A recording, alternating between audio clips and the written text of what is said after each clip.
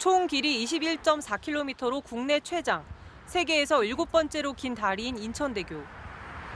해경 구조대원들이 거센 파도를 헤치며 구조 작업을 벌입니다. 의식이 있는 남성의 몸에 튜브를 끼워 구조선 쪽으로 끌어옵니다. 다행히 구조가 성공한 경우지만 그렇지 못할 때가 더 많습니다.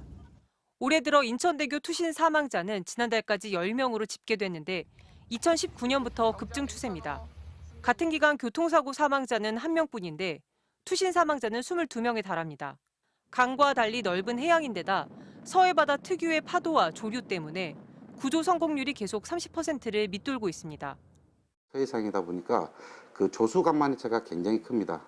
조류도 굉장히 세고 그다음에 그 시야도 굉장히 수중 시야도 나오지도 않고 하다 보니까 다리 위 CCTV는 이미 70여 대가 설치돼 있는 상황. 구조대원들은 추락 자체를 차단할 수 있도록 지금보다 더 높은 난간이나 방지 그물 같은 시설이 필요하다고 말합니다. 추락에 대한 그 방지책으로 난간을 만든다든지 함으로써 차단 시설이 좀 생기게 되면 좀 줄어들지 않겠나 이런. 하지만 인천대교를 관리하는 민자업체는 다리 자체가 교각 없이 케이블로 떠받치는 구조여서 난간을 추가로 설치하면 안전 문제가 발생할 수 있다는 입장입니다. 국토교통부 지침에는 기본적인 난간 설치 외에 투신 방지를 위한 의무 규정은 없습니다. 인천대교는 대한민국의 관문입니다. 그런데도 자살 예방을 할 수 있는 어떠한 시설도 없습니다. 전문가들은 비슷한 방식의 현수교인 미국 샌프란시스코의 금문교를 참고해야 한다고 지적합니다.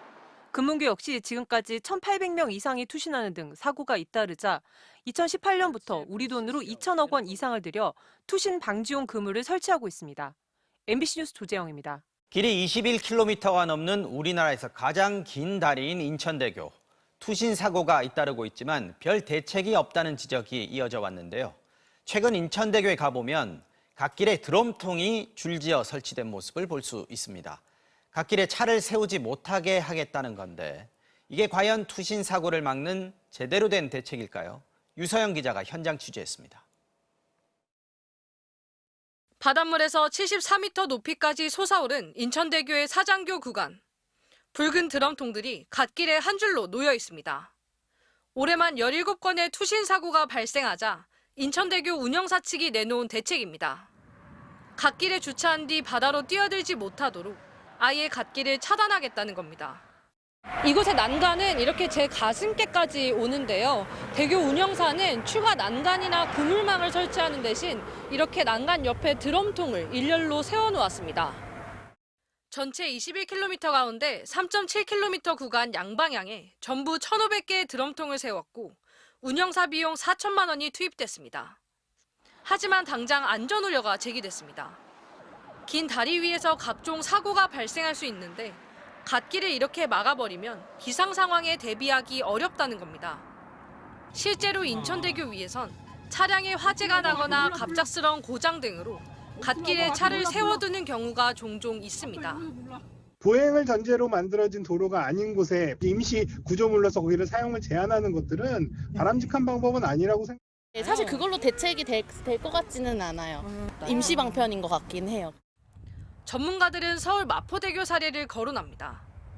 지난 2016년 1m 높이의 추가 난간을 설치한 뒤 투신 시도가 20% 이상 줄어든 겁니다.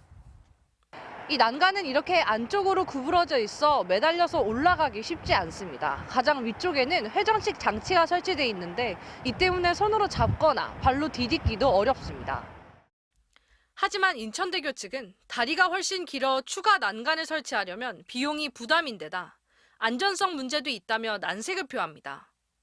대신 추락 방지 그물을 설치하는 방법도 있지만 예산이 50억 원 이상 필요합니다. MBC 뉴스 유서영입니다.